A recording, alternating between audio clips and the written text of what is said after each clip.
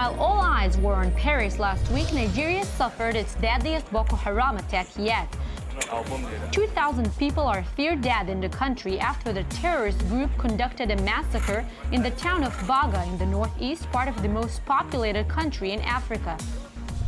A day later, explosives strapped to a 10-year-old girl detonated in a busy marketplace of a city nearby, killing another 19 people. As you can see, they're still bringing more casualties. Boko Haram has been terrorizing Nigeria for the last 3 years. The Islamist group has been conducting murders, rapes, and kidnappings in order to overthrow the democratic government. The latest attacks coincidence with the launch of Goodluck Jonathan's presidential campaign. Nigeria must move forward. As elections are set for next month, Nigerians wonder if the new government will be able to put an end to the devastating violence. Our focus this week is on Nigeria. Hello and welcome to our focus on Nigeria. 1 week ago, the country was once again terrorized by Boko Haram, the Islamist group whose goal is to impose a stricter form of Sharia law across a country split between a majority Muslim north and a mostly Christian south. Now, to hear more about the local perspective on the terror acts in Nigeria, I want to bring in Chika Odua, a reporter based in Nigeria who also writes the blog Afrocentric Confessions. Hello, how are you? Thank you so much. I appreciate it.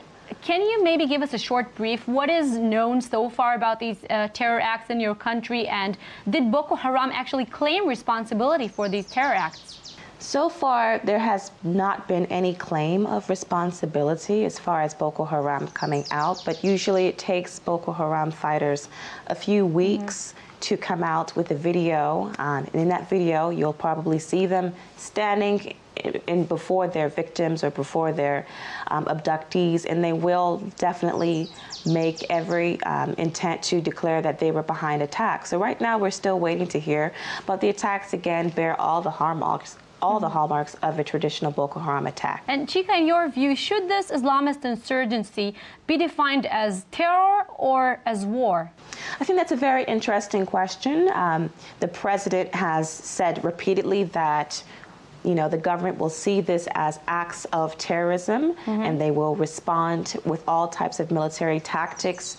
I think that people have not outrightly used the word war. Boko Haram does see this as a religious war. So it really depends on which side or whose side that you're looking on. If it's the side of Boko Haram, then there's this war. The Nigerian government does not proclaim this as a war. They have not called this yet a civil war, though experts and analysts do say this does bear the hallmarks of a civil war. So I think that it's really for the future to judge, is this a war happening in Nigeria? This insurgency has been going on since 2009. So again, I think it may perhaps do a disservice at this time to pronounce war, because the president is trying to come back in February. So of course he's trying to watch his language, anything he can do to secure his stance on trying to defeat Boko Haram. So I think declaring war or using words like war right now, the president will not try to use such words. Interesting point of view. And tell me, what did the people in Nigeria have to say last week when the world leaders gathered in Paris to condemn violence? Of course, the Paris attacks were all expressing our condolences. We've had some government representatives in Nigeria also expressing their condolences. On Twitter, some government officials did express sympathy with what happened in Paris. And of course, this gave rise to some criticism here in Nigeria. A lot of Nigerians are saying that they didn't hear any type of sympathies expressed by the president, by the president's media aide, by the president's finance minister. People who've been expressing condolences for France, we're expecting to hear the same for Nigeria. And quite frankly, we haven't heard that. A few Nigerians have asked, where was the President Goodluck Jonathan, why didn't he go to Paris? Because perhaps it would have been a great opportunity for him to stand in solidarity with the international community who is also dealing with terrorism. So perhaps he could have taken that chance to go to Paris, go to the march, hold up his banner, and also champion the cause for security in Nigeria. But this was a huge opportunity that was missed on account of President Goodluck Jonathan in Nigeria. Mm-hmm. And as a Nigerian journalist, I want to ask you this. Is there a gap between the international media's outcry when it comes to terror or on Western countries and African countries?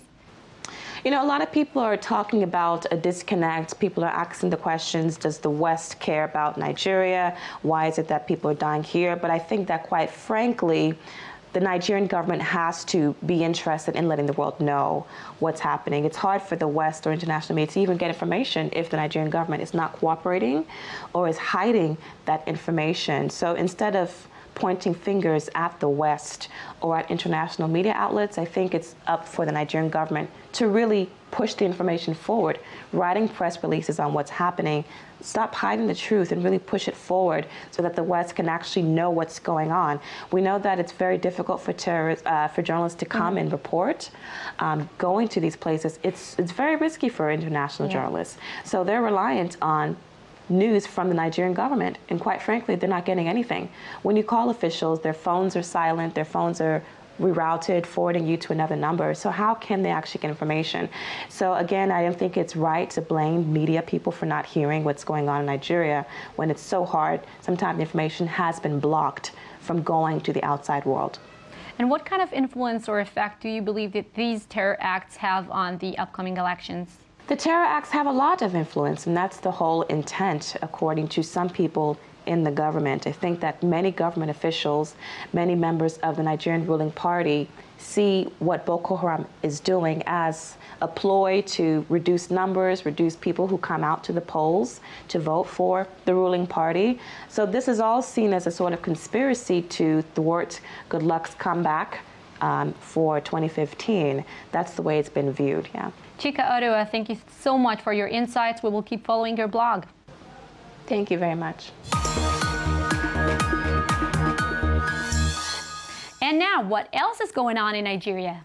According to UN data published last week, the latest wave of Boko Haram's bloody attacks sent some 11,000 people fleeing into Chad in a matter of days. Another 9,000 are believed to have fled to other countries. 60% of the new arrivals in Chad were women and girls, and 84 unaccompanied children also crossed over. The Nigerian federal government plans to stop oil importation by 2018. According to the country's Minister of Trade, Nigeria cannot continue to depend entirely on importation of oil and other primary products that could be produced locally. The goal of the plan is to diversify the nation's economy and, along the way, save some $10 billion. Nigeria's Independent National Electoral Commission said last week that it is prepared to make sure that the vote for presidential elections scheduled for next month is free, fair, credible, and devoid of violence. The commission said it is taking new technical and security measures to ensure that Nigerians will see a significant improvement from previous elections. The Nigerian House of Representatives was not pleased with the government's decision to abstain from voting at the UN vote on the recognition of Palestinian independence.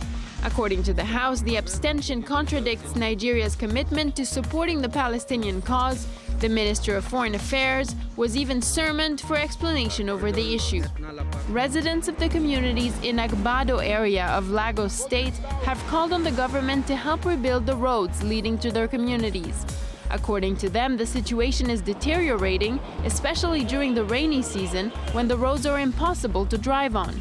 Driving home has become a nightmare for the residents. It often takes them about 3 hours to get home.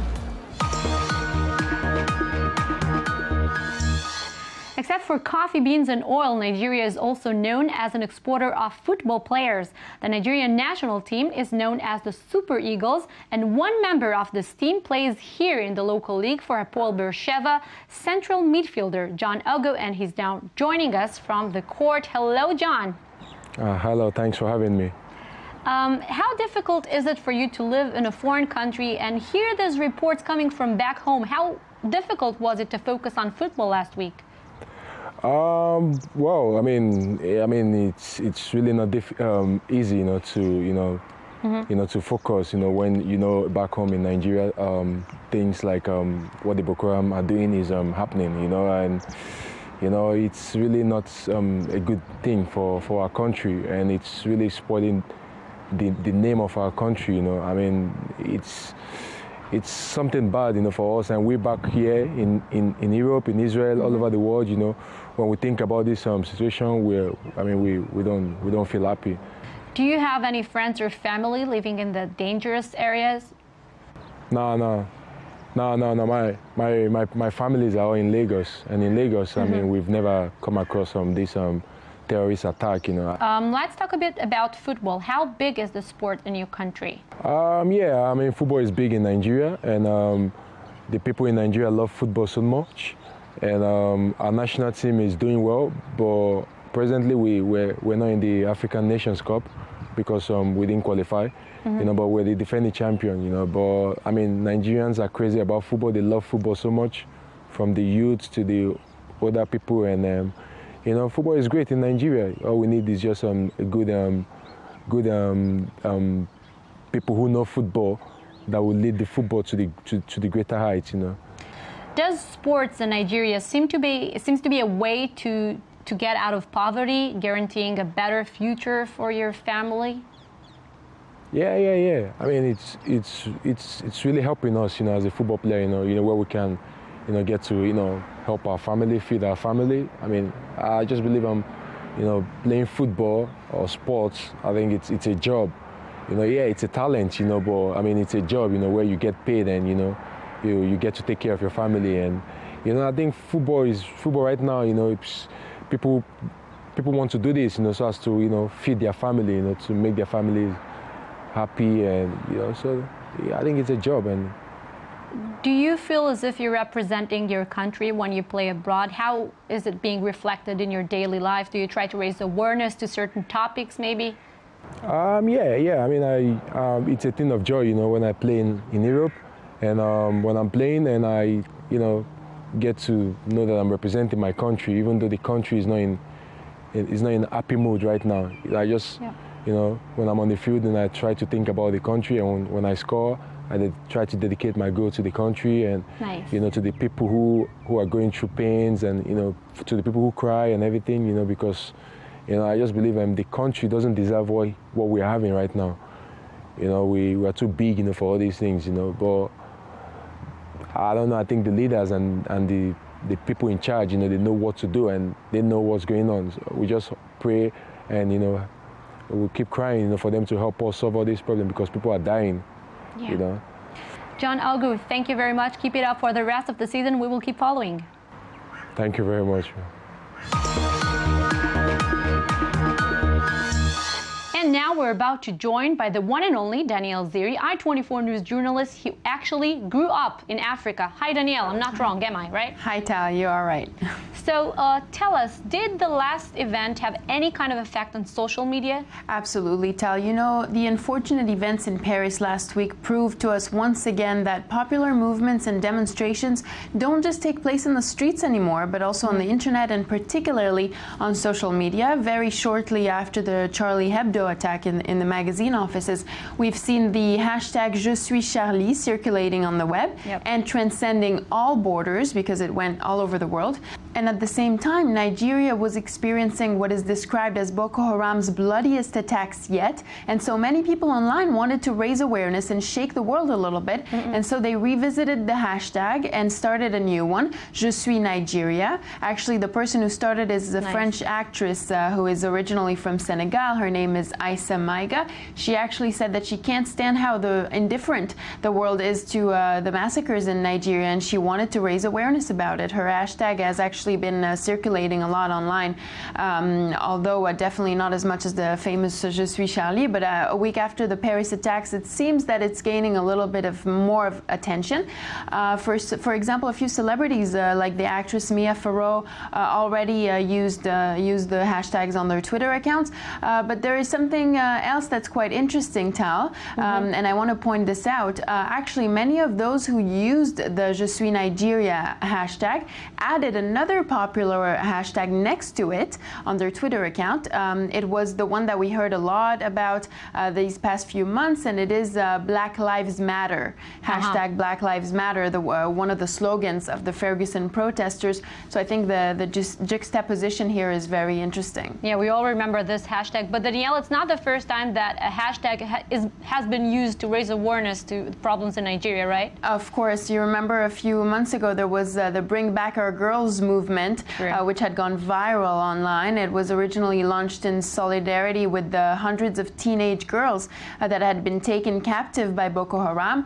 The Bring Back Our Girls hashtag actually played a big role in raising awareness about the situation in Nigeria and the world, even though, I'm not sure it actually changed much on the ground, but at least it made some noise. And, people are hoping that this new hashtag Je suis Nigeria will have a similar impact. We hope so as well. Thank you so much, Danielle. Thank you, Tal. Thank you guys for being with us today. And just to remind you that next week we will have another focus on another country.